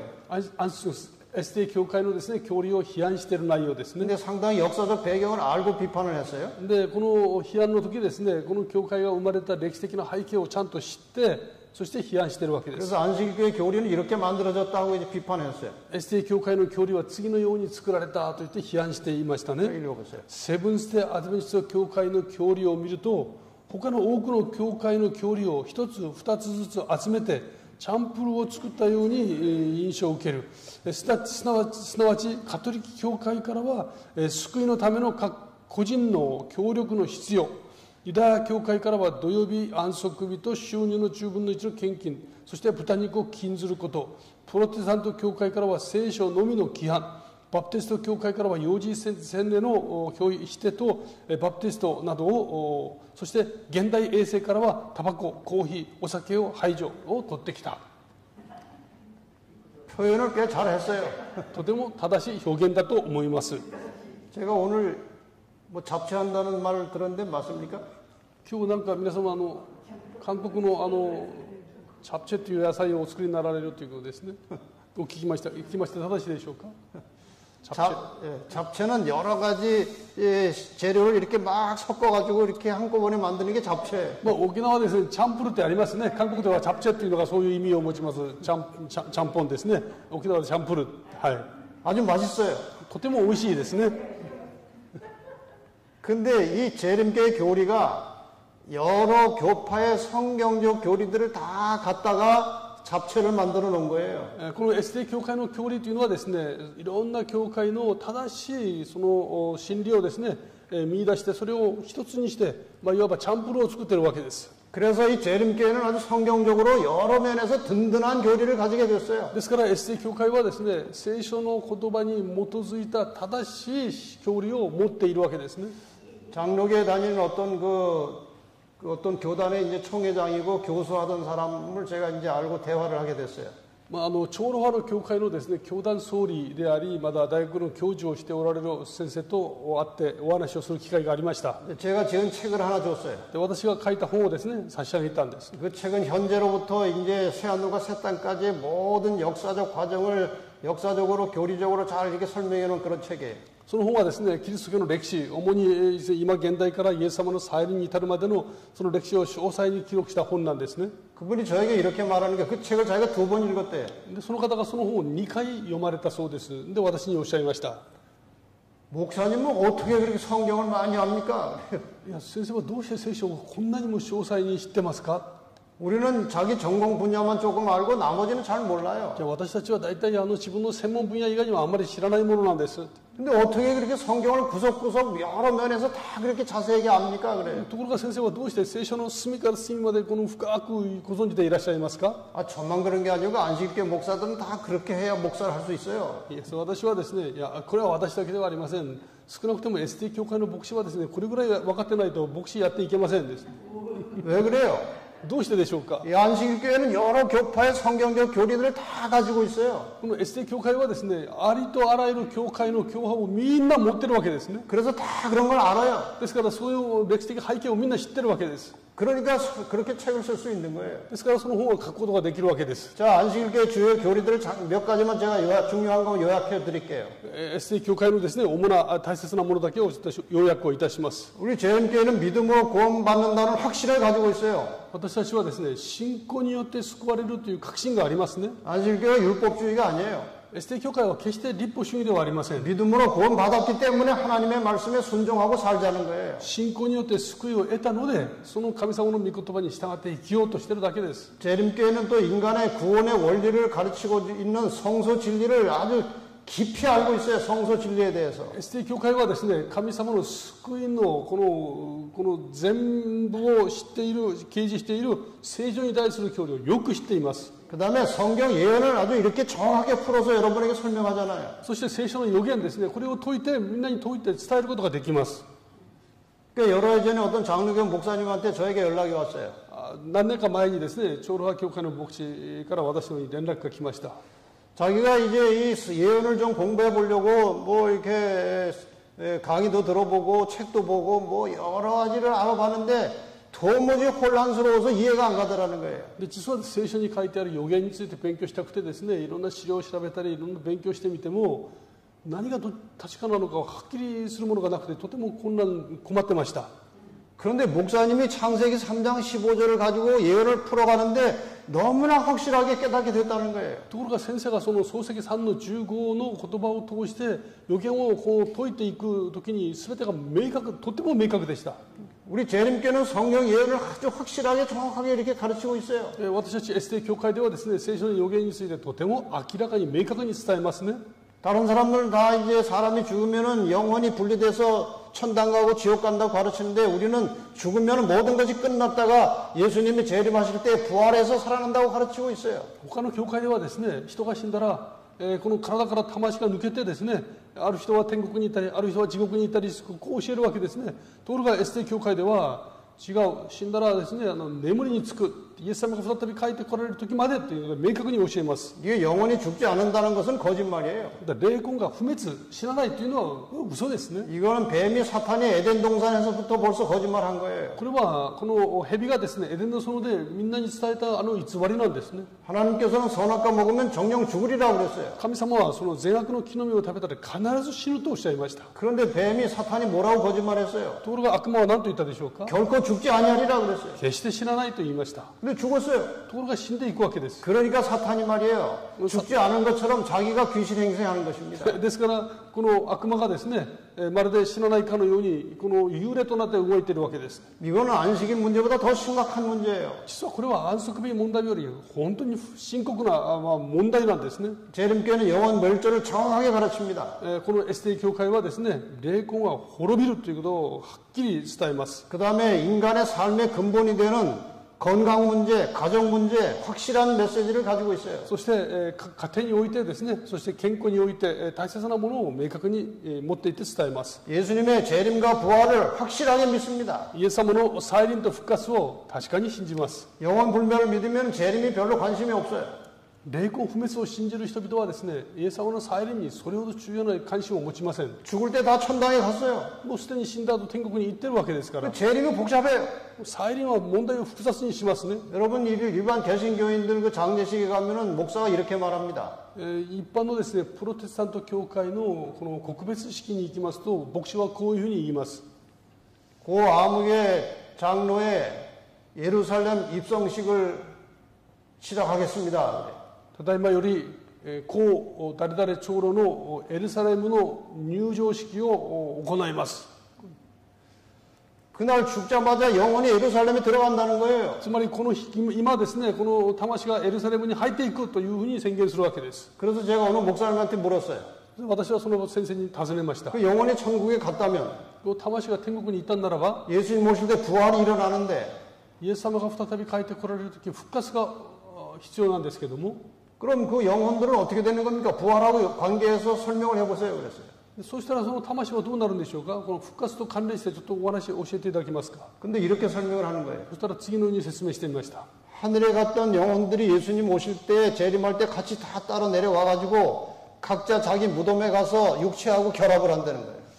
イエス様が再び帰ってこられる時に、その天国にいる魂たちがイエス様と一緒についてきてですね、そして自分が入ってた墓の中に入ってですね、そこで一体になるとこう教えます。 전혀 말이 안 되는 것입니다. これは全く偽りですね。 그럼 뭐하러 올라갔어요 그러면? 何のために上に行ったんですか。 이 교회는 재림과 부활을 확실하게 믿어요. この教会はですね、イエス様の再臨とその時の復活をはっきり信じています。 십계명과 안식일을 확실하게 우리는 믿고 가르칩니다. そして十戒とですね、安息日もこれは大切な教えです。 마지막 기별을 주신 새 천사의 기별을 전합니다. 終わりの時代のですね、三天使の使命、これ大事ですね。 성경대로 침례를 주고 성경의 가르침대로 성만찬을 합니다. そして聖書に記録されている通りのバプテスマ式、それから聖餐式を教えます。 성경적으로 올바른 교리들을 다 가지고 있어요. 聖書的にですね、正しい教理を持ち合わせているわけです。 교회에 문제가 있는 것은 사람에게 문제가 있는 거지 교리에는 문제가 없어요. もし教会に問題があるとするならばですね、それは人に問題があるのであって、この教理にあるのではありません。 여러분 끝까지 이 교회의 진리를 붙들고 사시기를 바랍니다. 最後までですね、この教会の真理を捉えていただきたいと思います。 하나님께서 우리를 인도하실 것입니다. 神様は私たちをですね、正しく導いてくださいます。 여자의 후손에 남은 자손의 특징이 있어요. この女の末のですね、残りの民の特徴、 다시 한번 정리해서 복습을 하겠습니다. 確認をもう一回再開確認をいたします。 남은 자손은 하나님의 계명을 지키고 예수의 증거를 가졌다고 그랬어요. この残りの民はですね、神様の戒めを守りますね。そしてイエスの証を持っています。 그런데 우리가 계명 지키는 것은 많이 공부했어요. 戒めを守ることについてはたくさん勉強いたしました。 예수의 증거가 무엇이냐 이거예요. イエスの証とは何でしょうか。 이 증거라는 말을 우리가 공부를 해야 돼요. この証という言葉をですね、我々学ぶ必要がありますね。 요한일서 1장 2절에 보면 ヨハネの黙示録1の 요한이 예수의 증거, 자기의 본 것을 다 증거했다 그랬어요. 1の2節を見ますと、このヨハネはですね、自分が見たものを証しするというわけです。 이게 예수의 증거를 자기의 본 것이라고 그랬어요. イエスの証とは自分が見たものだとこういうわけですね。 자기의 본 것은 요한계시록 예언서를 말하는 것입니다. 自分が見たものというのは、これはヨハネの黙示録を言っているわけですね。 자, 그래서 일단 예수의 증거, 사도 요한이 말한 예수의 증거는 요한계시록 예언을 말하는 거예요. このヨハネが見たものというのはですね、黙示録、つまり予言について言ってるわけですね。 그래서 이 마지막 남은 교회의 증거 중에 하나는 예수의 증거를 가진 것인데 그거는 예언에 대한 확실한 말씀을 가지고 동시에 우리는 예언의 신까지 가지고 있어서 성경을 아주 바르게 하나님께서 원하시는 대로 성경을 해석하고 적용할 수 있는 것입니다. イエス・キリストの証、つまりヨハネが見たもの、それは黙示録であり、それは予言なんですね。その最後の時代にこの予言をはっきり理解してそれを告げるためなんですね。 계시록 19장 10절에 보면 예수의 증거는 대언의 영이라고 그랬어요. この黙示録の19の10を見ますとですね、予言の霊、イエスの証は予言の霊だとあります。 이 대언의 영이라고 하는 말은 영어로 Spirit of Prophecy라고 되어 있어요. この予言の霊というのはですね、英語でスピリットオブプロフェシーというありますね。 여기에 중요한 말은 프로페시 예언이라는 겁니다. このプロフェシーというのは予言です。 그래서 예수의 증거를 가졌다는 말은 예언의 말씀을 확실하게 깨닫고 증거하고 전파하는 교회라야 남은 자손이에요. ですから予言の霊を持ったということはですね、この聖書にある予言を明確に理解しているということが前提ですね。 자, 남은 자손의 특징 설명드리겠습니다. 残りの民の特徴です。 남은 자손의 특징은 계명을 존중하고 준수하는 거예요. これを戒めを尊重してそれをちゃんと守ります。 우리가 계명의 핵심에 들어가면 안식일이 나와요. この戒めの真ん中にはですね、安息日が出てきますね。 남은 자손의 중요한 특징은 안식일을 준수하는 ですから 것입니다. 残りの民の特徴は安息日を守るというのがとっても重要です。 남은 자손의 사명이 무엇이냐? 残りの民の使命とは何でしょうか。 예언의 진리를 전하는 것입니다. これは予言の真理を伝えることにあります。 예언의 결론은 언제나 예수님의 재림이에요. そして予言の中心にはですね、いつもイエス様の再臨がありますね。 그래서 남은 자손의 특징과 남은 자손의 사명을 합쳐서 만들어 놓은 이름이 제7일 안식일 예수 재림교회예요. ですからこの残りの民のですね、特徴と残りの民の使命を合わせて作った教会、 확실합니까? これがセブンス・デー・アドベンチスト教会なんですね。確かでしょうか。 여러분이 이 교회에 소속된 하나님의 백성이 된 것을 인해서 하나님께 감사하시기 바랍니다. この教会に属して神の民となったことをですね、神様に感謝すべきですね。 자, 제7일 안식일 예수 재림교회가 어떤 교회인지 잠깐 설명드리고 마치겠습니다. このセブンス・デー・アドベンチスト教会がですね、どのような教会なのかをもう一回確認して終わりにしたいと思います。 이런 진리의 올바른 교회를 사탄이 계속해서 공격하는 것입니다. この教会をですね、悪魔は攻撃し続けます。 사람들이 재림교인 되는 걸 사탄이 아주 싫어해요. ですから人々はこのエッセイ教会の一員となることをサタンは嫌いますね。 그래서 사탄이 세상의 많은 교회들이 재림교회를 이단이라고 자꾸 하는 거예요. ですから世の中の多くの人々がですね、エステ教会は異端だという言葉を口にする人はいますね。 이단이 성경에서 벗어나면 이단입니다. 異端というのは聖書から離れると異端です。 자, 여기 여러 권위 있는 문서들의 증언을 보겠습니다. ここですね、SDA 教会に関する権威のある文書たちをちょっと見てみたいと思います。 옥스퍼드 기독교 사전에 보면 이렇게 나와요. オックスフォードのですね、キリスト辞典を見ますと、 네, 읽으세요. 彼らの聖書が信仰と生活の過ちのない規範を提供し、キリストの再臨が近いことを信じる忠実なプロテスタント団体である。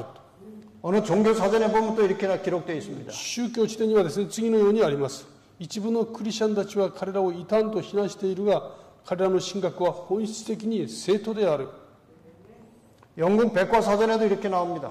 それでイギリスのですね、百科事典には次のようにあります。SDA 教会の信徒たちはすべてクリスチャンたちが持っている基本信仰と同等に所有し、新旧約聖書の権威を受け入れている。 예. 이 재림교회는 뭐 특히 한국에서 그러고 뭐 일본에서도 한국 사람들끼리 제일 심해요. 자꾸 이단이라고 그러는 거예요. まあ韓国ではですね、SDA 教会を異端だという人々が結構たくさんいます。 근데 이단이 아닐 뿐만 아니라 가장 성경에 일치하는 정통입니다. ところがですね、異端どころか最も聖書に基づいた教会なんですね。 이 세상에 존재하는 2000개의 개신교 교파들 중에서 가장 성경에 충실한 교회가 제7일 안식일 예수 재림 교회예요. この世の中にあるですね、2000を超えるこの教派の中で最も聖書に基づいて信じているプロテスタント教会なんですね。 여기 내셔널 지오그래피라고 하는 유명한 잡지에 이 장수 오래 사는 비결에 대해서 나왔어요. ナショナルジオグラフィックという雑誌、皆さんもご存知でいらっしゃいますね。ここを見ますと、長寿の秘訣というですね、内容の記録が残っています。 이 재림교회는 성경대로 음식을 먹고 성경대로 믿고 성경대로 안식일을 지키고 성경대로 재림을 기다리기 때문에 사람들이 다 평균적으로 보통 사람보다 훨씬 건강해요. この中の内容を見ますとですね、この聖書通りに生きて、聖書通りに食生活、この生活が聖書に基づいているので、平均的に非常に長生きするという内容が記載されています。 세계 세 곳의 그 장수 마을을 골랐는데 그 중에 하나가 미국에 있는 로마린다의 마을을 이제 장수촌으로 꼽았어요. 世界のですね、長寿村というのが3つありますけど、その中の一つがアメリカにあるロマリンダですね。 뉴스윅 잡지 2011년 4월 10일자 이렇게 또 기사가 나왔어요. このニュースウィークのですね、雑誌の2011年4月10日の記事です。 당신이 오래 살려면 어떻게 되느냐 그런 이제 방법을 이제 가르친 거예요. あなたが長生きするためにどうすればいいんだろうかですね、そういうことが記録されていますね。 그 중에 이제 특별히 네 개가 이렇게 소개가 됐어요. でそのうち4つが紹介されていますね。 네 가지를 소개했어요. この4つがですね、そこでこの内容として紹介されました。 첫째, 당신이 여자면 장수한다. 最初、あなたが女性ならば長寿します。 여자가 남자보다 또 오래 살아요. 女性が男性より長生きしますからね。 일본도 마찬가지죠. 日本もそうですよね。 그 다음에 두 번째, 당신이 안식일 교인이면 장수한다. 이렇게 돼 で、있어요. 2つ目はですね、あなたがセブンステイアドベンチストならば長寿します。 여자는 보통 여자들보다 안식일 교인 여자가 7, 8년 더 살아요. 평균적으로. 女性はですね、平均的に女性が大体、セブンステイアドベンチスト教会の平均的に女性の7、8年くらい長寿になってますね。 남자는 9년 내지 10년 더 살아요. 안식일 교인. ところが ST 教会の男性たちはですね、その他の人々より8年から9年長生きします。 꼭 음식만 잘 먹어서 그러는 게 아니고 안식일을 쉬고 재림을 기다리는 소망을 가지고 살기 때문에 수명이 긴 거예요. これは単純にですね、菜食するからではありませんですね。神様の御言葉に信頼し、イエス様の再臨を信じて待ってますからですね、そういうものが肝となっていくわけです。 그 다음에 세 번째로는 당신의 어머니가 25살 전에 당신을 출산했으면 당신은 장수한다고 그랬어요. そして3つ目がですね、あなたのお母さんがあなたを25歳以前にあなたを産んだならばあなたは長寿しますってあります。 그 아이를 젊은 나이에 낳아야 아이가 건강한 거예요. ですから若い時に産んでこそですね、子供が健康だということを言いたいわけですね。 근데 여러분들은 지금 여기 해당이 안 되는 사람들이 다. で皆さんはいかがでしょうか。ここに該当しておられますでしょうか。 여러분 딸들이 있으면 시집 빨리 보내세요. だから女性がですね、結婚適齢期というのがこういうことを見れたら分かりますね。 그래야 아이들이 건강해. で早く結婚して早く生まれたら健康な子供が生まれるのかもしれません。 당신은 공해가 없는 곳에서 살아야 된다. あなたは公害のないところで住むならこれはとても一つ長寿の条件になります。 그 오키나와 아주 좋은데. 沖縄はとてもいい環境ですね。 그러니까 여기 계신 여자분들은 조건을 다 가지고 있는 거예요. ですから皆さんはこの全ての条件を持っておられるのかもしれませんね。 오래 사시다가 살아서 예수님 재림 맞이하시기 바랍니다.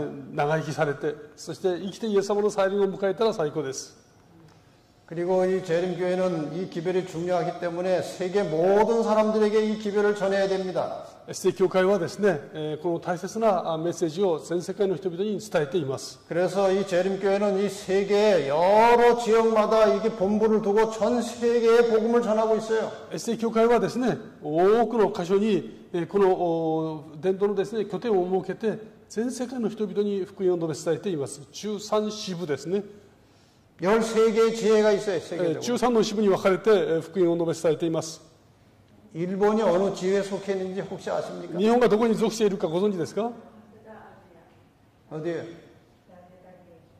알아요? 예, 맞습니다. 예, 북아태 지회에 속해 있어요. 이北アジア太平洋支部ですね。 네. はい 자, 끝으로 이제 재림 교인들이 어떤 사람들인지 잠깐 설명드리고 마치겠습니다. 最後にですね、STA 教会の信徒たちがどういう人たちなのかを申し上げて終わり 여러분이 にし 모두 ます。 다 이런 신앙을 가지시길 바랍니다. 皆さんみんな同じ信仰を持っておられると信じます。 첫째, 성경을 절대적인 신앙의 권위와 기준으로 믿습니다. 聖書を絶対的な信仰と信仰の権威の基準であると信じます。 두 번째, 예수를 믿음으로 구원받는 것을 확고하게 믿습니다. そしてイエス・キリストを信じることによって救われることを信じます。 세 번째, 성경의 가르침대로 세례가 아니고 침례를 받고 입교합니다. で、聖書の教え通りにですね、沈めのバプテスマを受けます。 네 번째, 구원받은 성도로서 구원받기 위해서가 아니고 구원받은 성도로서 안식일을 포함하여 계명에 순종합니다. そして救われた信徒としてこの安息日を含めた戒めに従います。 몸이 하나님의 성전이라고 믿고 건강 관리를 철저하게 합니다. でその後の体は神様の宿る宮であると信じて健康管理を努めます。 여섯 번째로 건전한 삶을 위해서 가정과 자녀 교육을 중요하게 생각합니다. そして健全な生活のために家庭の子供たちの教育、これを大事にします。 일곱 번째로 성경 예언에 기초해서 예수님의 재림과 부활을 확실하게 믿습니다. そして 7番目ですね、聖書予言に基づいてイエス様の再臨と復活を信じます。 여덟 번째 자신을 희생해서 다른 사람 위해서 봉사하며 살아갑니다. そして8番目、自分の犠牲を通して他人への奉仕を大切にします。 아홉 번째 예수님의 품성을 닮아가는 성화의 과정을 통해서 경건을 연습하고 삽니다. そしてキリストの品性に倣ってですね、イエス様の見姿にまで成長していきます。 세계 모든 교회가 하나의 조직체로서 복음을 온 세상에 전파하고 있습니다. そしてこのような教会がですね、全世界的に一つとなって福音を述べ伝えています。 이렇게 좋은 진리교회에 여러분이 들어오시게 된 것을 진심으로 축하드립니다. このようなですね、正しい教会の一員となられたことを本当に心からお祝いを申し上げます。 여러분 복을 많이 받으셨습니다. 皆さん本当に我々は祝福されてますね。 이 진리를 통해서 여러분이 영원한 생명에 들어가는 구원을 받으실 뿐만 아니라 この真理に基づいてですね、永遠の命を勝ち取る民であるのみならず、 다른 사람들에게도 이 구원의 복음을 잘 전해서 많은 사람들을 하나님께로 인도하는 하나님의 충성된 종들이 되시기를 바라면서 말씀을 마치겠습니다. 私たちも大切な家族ですね、大事な方々もこの共有してですね、イエス・キリストのご再臨を共に待つことができますように心からお祈りいたします。 기도하겠습니다. お祈りいたします。 하나님, 지금 이 세상은 선악의 싸움, 마지막 네 번째 싸움이 준비되고 진행되고 있습니다. この善と悪の戦いがまさにこの終わりの時代最後の段階を迎えて、そして熾烈に進んでいます。 우리가 이 마지막 시대에 사탄의 공격 대상이 될 마지막 남은 자손 재림교인이 될 수 있도록 인도해 주셔서 감사합니다. この終わりの時に悪魔が攻撃を仕掛ける真の教会の一員とさせてくださいまして感謝いたします。 잠시 우리가 세상의 핍박을 받겠지만 하나님께서 우리를 지키시고 보호하시고 마침내 승리할 것을 믿습니다.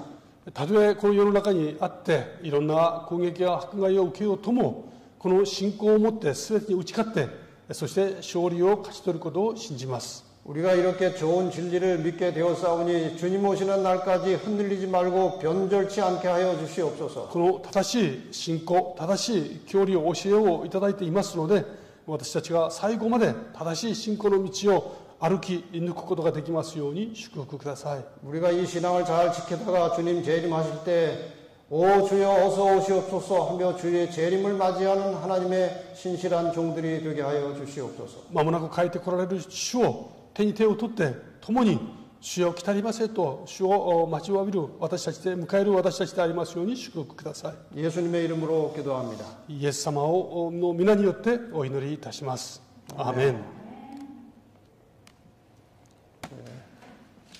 감사합니다. 아리가토 고자이마스.